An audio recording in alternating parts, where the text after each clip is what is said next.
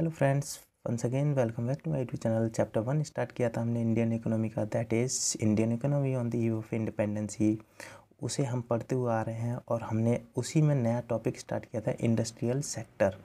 Industrial sector में हमने deindustrialisation, decline of handicraft industries पढ़ा था। जो क्या होता है, कैसे हमारी इंडस्ट्रीज़ को डिक्लाइन होना पड़ा, ये सारी चीज़ हमने उसमें पढ़ी थी। आज हम पढ़ेंगे adverse effect of decline of handicraft industries and lack of capital goods industries. ये 2 पॉइंट्स पढ़ेंगे आज हम, ये वाले 2 पॉइंट्स, एक ये। ठीक है, तो अब हम इनको स्टार्ट करते हैं। स्टार्ट होता हमारा adverse effect of decline in handicraft industries. अब हैंडीक्राफ्ट इंडस्ट्रीज़ तो हमारी बंद होने लगी तो उसके कुछ इफ़ेक्ट भी पड़े। कैसे इफ़ेक्ट्स पड़े? 2 मेन इफ़ेक्ट्स पड़े उसके, एक unemployment and second one is import of finished goods. चलिए एक एक करके इसको पढ़ते हैं। अनएम्प्लॉयमेंट क्या होता है? The decline of Indian handicraft resulted in unemployment on a mass scale many artist. सबसे पहले यहाँ तक पढ़ते हैं, मास स्केल तक। अब इंडियन हैंडीक्राफ्ट जो थी वो क्या होने लगी, डिक्लाइन होने लगी तो उसकी वजह से जो इस इंडस्ट्रीज़ में काम करते थे वो सब कैसे हो गए, अनएम्प्लॉयड हो गए। तो अनएम्प्लॉयमेंट हमारे कैसे बढ़ने लगा, मास स्केल पर बढ़ने लगा। मास स्केल का मतलब बहुत ज़्यादा मात्रा में बढ़ने लगा। मैनी आर्टिस्ट मतलब जो इसमें काम करते थे, जो क्या करते थे, अलग अलग डिज़ाइंस बनाते थे या फिर कपड़े की बुनाई करते थे, इस तरह के जो लोग थे वो क्या होने लगे, many artist were forced to take up agriculture for their livelihood. अब वो ज़बरदस्ती उनको एग्रीकल्चर ही लेना पड़ा, किस लिए, अपने लिवलीहुड का मतलब होता है रोज़ खाना पीना करने के लिए। अब कुछ ना कुछ तो खाना ही था। अब डिक्लाइन तो हुई हैंडीक्राफ्ट, तो कुछ खाने के लिए उन्हें क्या चूज़ करना पड़ा, एग्रीकल्चर सेक्टर चूज़ करना पड़ा।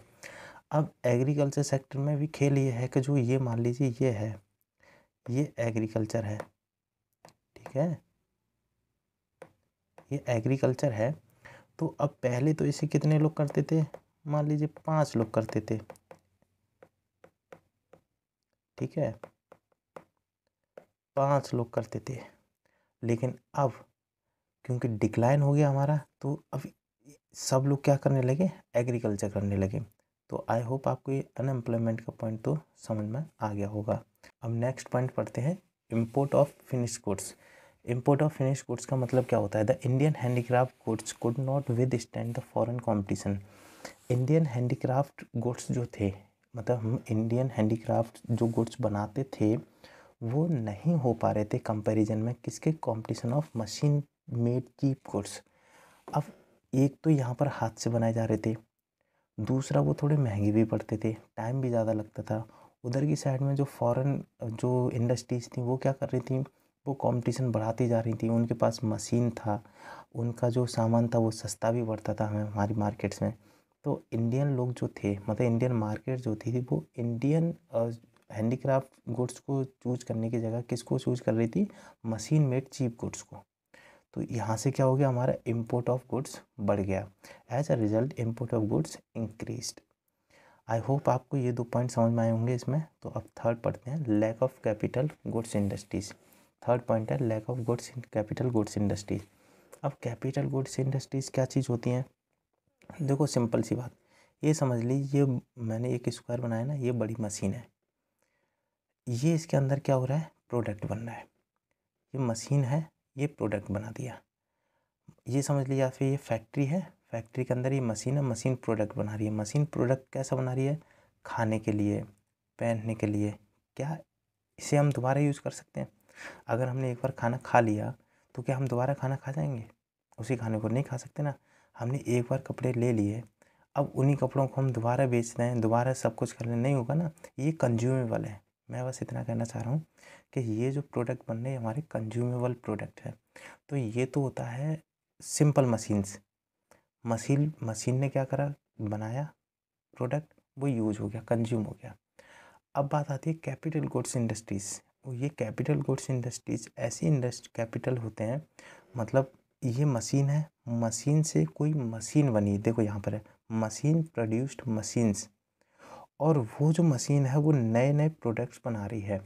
फॉर एन एग्जांपल, ये जो बड़ी मशीन है, इसने एक मशीन बनाई, मशीन को हम ले लेते हैं जूस मशीन। अब जूस मशीन जो है इससे बनी और जूस मशीन से अब जूस निकलता है, इससे एक मशीन बनी, उससे आयरन एंड स्टील इंडस्ट्रीज क्या कर रही हो, अपने नए नए प्रोडक्ट्स बना रही है। इस इंडस्ट्री से मतलब इस बड़ी मशीन से एक मशीन निकली, छोटी मशीन कोई वाटर पंपिंग, जो क्या करती है, पानी को प्योर करती है। अब वो मशीन अपना काम करती रहेगी। तो कहने का मतलब है जब मशीन से ही प्रोडक्ट प्रोड्यूस मशीन हो और उससे नए नए प्रोडक्ट बनने हो, उसे बोलते हैं कैपिटल गुड्स इंडस्ट्रीज। तो आई होप आपको ये डायग्रामेटिकली बहुत अच्छे से समझ में आया होगा। इसके बारे में थोड़े से पॉइंट्स पढ़ लेते हैं। Capital goods industry refer to those industries which can produce machines tools which are in turn used for producing article for consumption. Capital goods industries वो इंडस्ट्रीज होती हैं जिनसे प्रोड्यूस होता है या तो मशीन या टूल्स या कुछ ऐसी चीज़ें जिनसे हम नई चीज़ें बना सकें, नए आर्टिकल्स बना सकें। जैसे मैंने आपको एग्जांपल बताया, इस मशीन में रॉ मटेरियल डाल करके हमने एक मशीन बनाई। जैसे हमने जूस मशीन बना ली, जूस मशीन हमने किसी को बेच दी, बेचने के बाद में वो उसी जूस मशीन से क्या कर रहा है, अपना जूस निकाल करके अपना लिवलीहुड कर रहा है, मतलब रह रहा है, अपना खा पी रहा है। तो इस तरह की जो इंडस्ट्रीज होती हैं इन्हें बोलते हैं कैपिटल गुड्स इंडस्ट्रीज। दूसरा, during British rule there was hardly any capital goods industry to provide further industrialisation in India. जब तक ब्रिटिश रूल रहा, उन्होंने हमारी इंडस्ट्रीज मतलब हमारी मार्केट में ऐसी इंडस्ट्रीज़ को नहीं लगने दिया जिससे कि हमारी न्यू न्यू मशीन्स भी बनती रहें।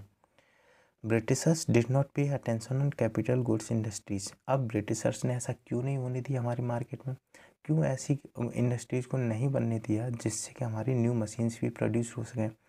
क्योंकि because they want Indians to be depend on them. वो चाहते थे कि इंडियंस जो हैं वो इंडिपेंडेंट ना हो, वो ब्रिटिशर्स पर ही डिपेंडेंट रहें अपने सामान के लिए। मतलब अगर उन्हें कपड़े लेने हैं तो उन पर डिपेंड रहें, खाना खाना है तो उन पर डिपेंड रहें, उन्हें कोई नई चीज़ बनानी है तो उन पर डिपेंड रहें। तो इस तरह की चीज़ों के लिए ये मतलब इसके पीछे उनका ये प्लानिंग थी कि हम अगर कैपिटल गुड्स इंडस्ट्री लगा देंगे यहाँ पर तो इंडियंस क्या हो जाएंगे, अपना सामान खुद बनाने लगेंगे। तो उन्होंने क्या करा, यहाँ पर lack of capital goods industries कर दी। उन्होंने कोई अटेंशन नहीं दी इस तरह की फैक्ट्रीज पर, वो सिर्फ ब्रिटेन में करते थे।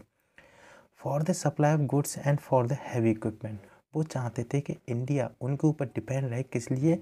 एक तो गुड्स के लिए, मतलब फॉरेन से ही इंपोर्ट होता रहे। दूसरा इक्विपमेंट या मशीन कहूँ मैं, तो जो भी हमें नई मशीन लेनी है हम उनसे लें, जो भी हमें इक्विपमेंट लेना है हम उनसे लें। तो इस तरह की चीज़ों के लिए क्या है, हम उन पर डिपेंड रहें। इसीलिए उन्होंने हमारे में क्या कैपिटल गुड्स इंडस्ट्रीज़ को नहीं लगने दिया। आई होप आज के दोनों पॉइंट्स आपको समझ में आए होंगे कि adverse effect of decline in handicraft industries के हम पर क्या क्या पड़े, unemployment and import of finish goods. दूसरा पॉइंट हमने पढ़ा lack of capital goods industries. Capital goods industries क्या होती हैं ये मैंने आपको बता दिया। इसे क्यों नहीं लगने दिया ब्रिटिशर्स ने हमारी भारत में, हमारी इंडिया में, ये भी मैंने आपको समझा दिया। अब नेक्स्ट पॉइंट में हम अगले 2 बचे पॉइंट्स पढ़ेंगे नेक्स्ट वीडियो में। तो अगर आपको मेरे वीडियोस पसंद आते हैं, आप इसी तरीके से सीखना चाहते हैं, तो आप जानते हैं आपको क्या करना है, लाइक शेयर सब्सक्राइब जरूर करना है मेरी वीडियो को। मिलते हैं फिर नेक्स्ट वीडियो में, तब तक के लिए जय हिंद जय भारत।